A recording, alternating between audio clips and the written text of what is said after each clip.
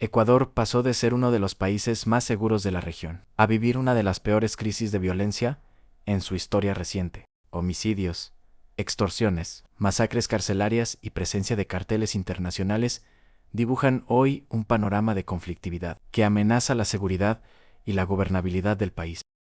Les saluda Grace Pantoja, reportando desde la ciudad de Ibarra. Es un gusto para mí informarles lo que actualmente está viviendo el Ecuador. Sean ustedes bienvenidos a este noticiero titulado Noticias Jurídicas 24/7. Iniciamos esta emisión con un reportaje especial sobre la crisis carcelaria que transformó al Ecuador en un escenario de guerra criminal y que hasta el día de hoy nos sigue dejando secuelas. Un punto decisivo, el asesinato de alias Rasquiña. Pero, ¿quién era alias Rasquiña? Su nombre completo era Jorge Luis Zambrano. Era el cabecilla principal de la banda criminal Los Choneros. Nació el 3 de octubre de 1981. Creció en un ambiente de extrema pobreza y violencia. La escasez de oportunidades lo llevó a vincularse en bandas criminales desde muy temprana edad. Se conoce que empezó con robos y microtráfico. Poco a poco fue avanzando, convirtiéndose en sicario, ganándose la confianza del actual líder de ese entonces, llamado el Teniente. Se ganó la confianza del actual líder de los Choneros, y fue así como se fue involucrando poco a poco en esta banda. Cuando alias Teniente murió, alias Rasquiña tomó el mando total de la banda criminal Los Choneros. A continuación, tenemos el analista Stalin Villota que nos va a explicar cómo se fundó la banda Los Choneros. Los Choneros surgieron alrededor del 2005 en Chone, Manabí, inicialmente como un grupo dedicado a robos armados y microtráfico. Su fundador fue Jorge Bismarck Vélez España, alias Teniente España, un delincuente experimentado que unificó diferentes células delictivas locales bajo una misma estructura. Con el tiempo, la banda evolucionó hacia una organización criminal de nivel nacional, vinculada a narcotráfico internacional, extorsiones, cobro de vacunas, lavado de activos y sicariato. Su principal fuente de ingresos llegó a ser el control de rutas de transporte de droga hacia Centroamérica, actuando como brazo operativo para cárteles extranjeros. Tras la muerte del Teniente España en 2007, el mando le pasó a Rasquiña, quien profesionalizó la estructura, creó jerarquías internas y expandió la influencia hacia provincias como Guayas, Santo Domingo y Esmeraldas. Esta banda se mantenía económicamente mediante narcotráfico, extorsiones a comerciantes, transportistas y privados de libertad, sicariato por encargo, control de cárceles, donde se cobraba protección a los internos.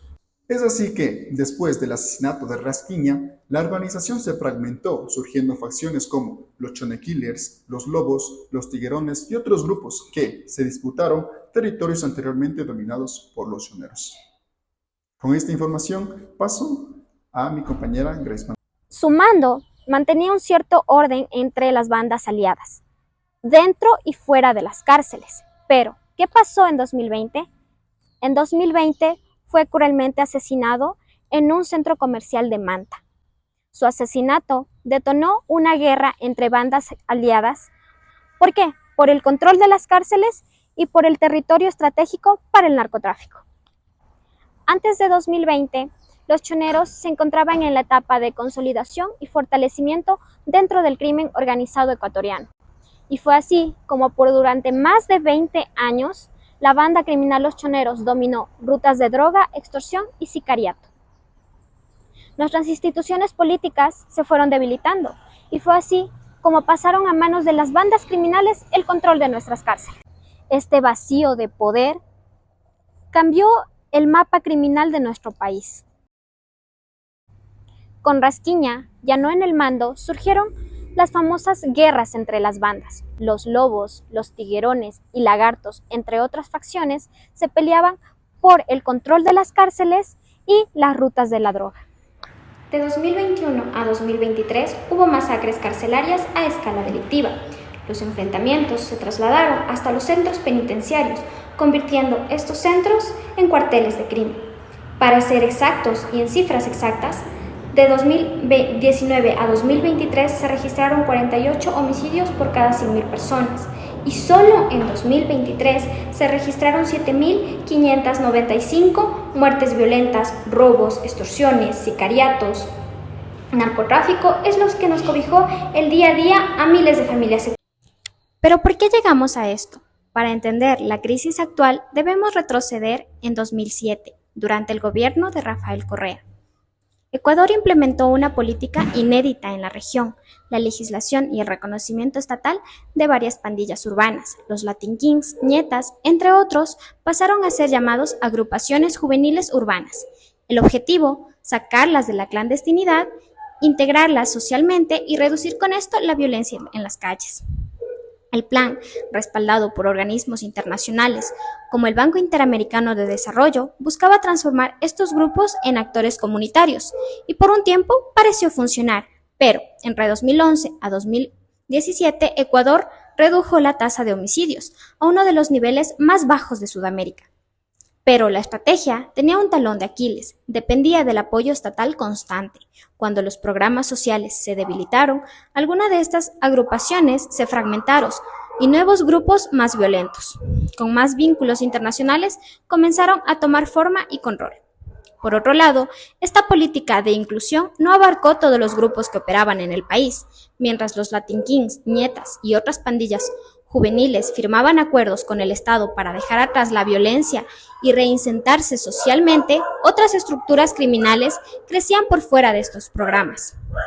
En este contexto, cuando aparece el nombre de Jorge Luis Zambrano González, alias Rasquiña, quien posteriormente sería identificado como el líder de los choneros, su ascenso como figura delictiva marca una diferencia clave.